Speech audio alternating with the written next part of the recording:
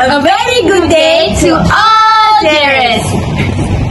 My name is SITI AISYAH and me, Siti NORIZZAH binti ROSTAM. Today, both of us would like to present to you about traditions of Malaysia. The Malays of Malaysia are officially Muslim of the Sunni sect and the school of Shafi'i. Through firmly Islamic, local religious beliefs and practices also have a distinctly local character. This means that to full understanding of Islamic concept does not imply a concurrent understanding of Malay Islamic religious beliefs and customs. Oh, really? Yes. To me, the Chinese in the region are predominantly Buddhist, but more often that not cross over into Confucianism and Taoism. Buddhism take care of the afterlife. Confucianism looks after the political and moral aspects of life, and Taoism teach people to maintain harmony with the universe. Tamils, who make up the largest of the Indian groups in Malaysia, are of both Indian and Sri Lankan heritage, tend to practice Hinduism, including both the major Hindu and Tamil pantheon of deities. Anyway, due to their common religious background, most of the Indian Muslim community has been absorbed into the larger Malay community, with a substantially high level of assimilation and intermarriage between the communities. In Malaysia, Tamil Muslims are often referred as a mamas. So, Malaysia is a multicultural society. The main ethnic groups are the native Malays as well as large populations of Chinese and Indians. When visiting the country, it is clear that the ethnicities within their religions, costumes and way of life. The most important festivals of each group are public holidays. Also, the dances of Malaysia are splendid and all strikingly expressive, with colorful costumes, measured movements, and mesmerizing music. All dances have a story to tell. Here, we present to you about some of traditions dance in Malaysia. Hello! Hi Aisyah, how are you? It's been a long time since we last met. I'm doing fine. How about you? What are you doing now actually? I've been so busy with my assignments, so that I had no time to do much else. You know what? Next week, I will be joining a lion dance performance during Chinese New Year at my neighborhood. So, I am quite busy these few days to practice. Do you know what is lion dance? I heard about lion dance before, but I never know how they perform the dance. Can you tell me how the dance is? Yes, of course. Lion dance is a form of traditional dance in Chinese culture and other ASEAN countries in which performers mimic a lion's movement in a lion costume to bring good luck and fortune. This lion dance is usually performed during the Chinese New Year and other Chinese traditional, cultural and religious festivals. Wow, it's such a very beautiful dance. And I can also improve my knowledge about this traditional Chinese belief. By the way, I always confuse with the Chinese dragon dance. What's the difference between them? Oh yeah, I see. The Chinese lion dance is often confused with the Chinese dragon dance. They are both important part of traditional Chinese festivities, especially during Chinese New Year. And both are thought to bring good luck and scare away evil spirits. The main difference between these two dances is that the dragon dance is performed by a team of a dozens or so dancers that can carry the dragon, whereas the lion dance is acted by only 2 dancers. Really? Now, Yes. I know about that. Last Saturday, I attended my neighbor's wedding. Do you want to listen some of the tradition dance while I was there? Yes, why not? Just keep telling me the stories. By the way, my neighbors are Indians. At that night, I was having conversation with my neighbor and I asked her about the dance. She said to me, that was typically held on the second night of festivities.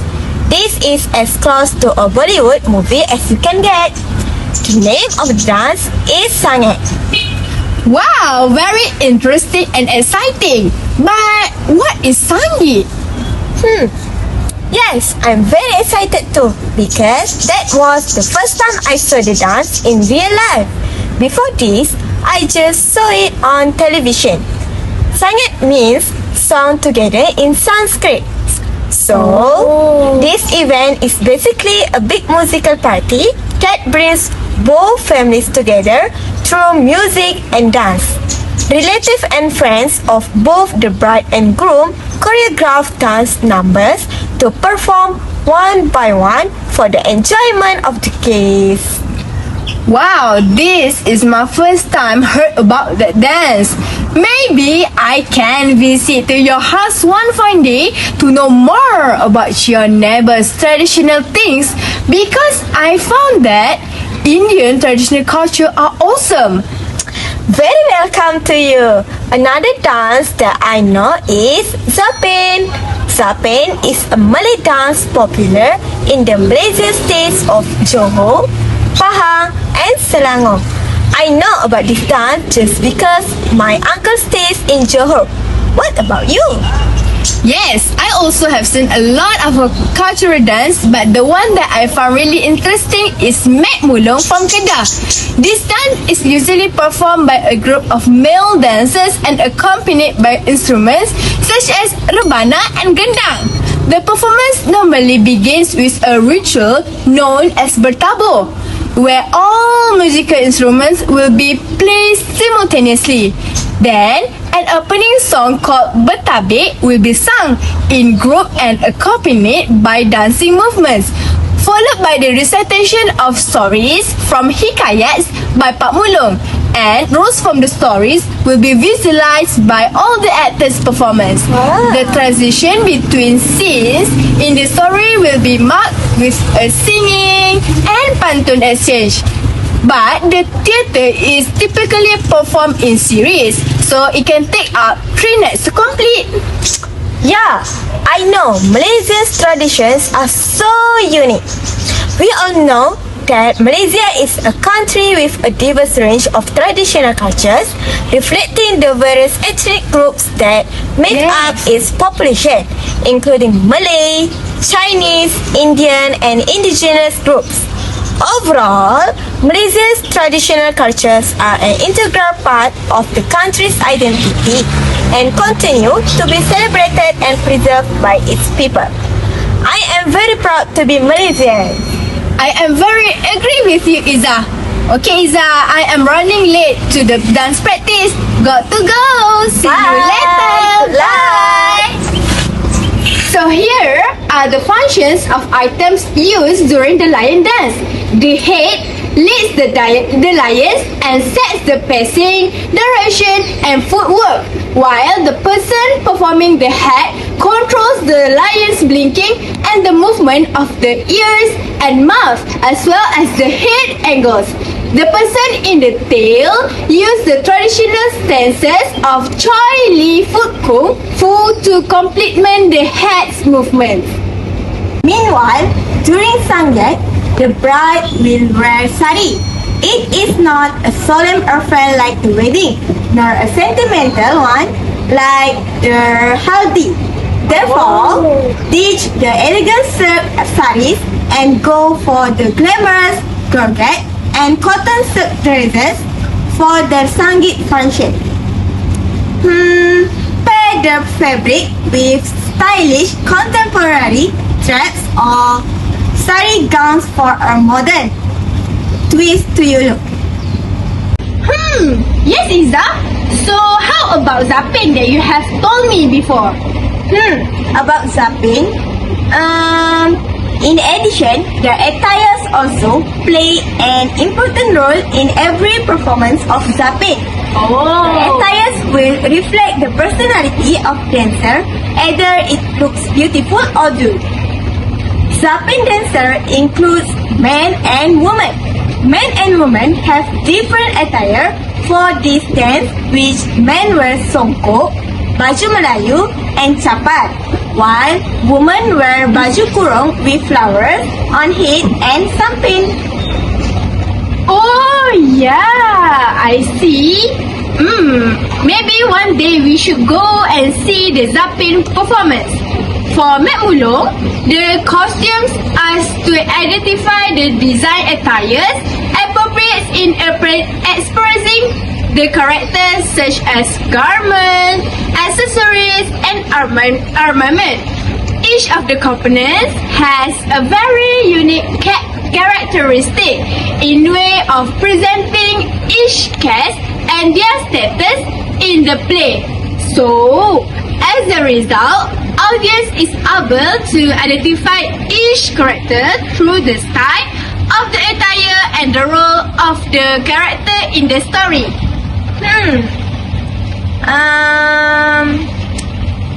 I really wish to see Mek Mulung performance. Yes, one day you come to my house and I will show you.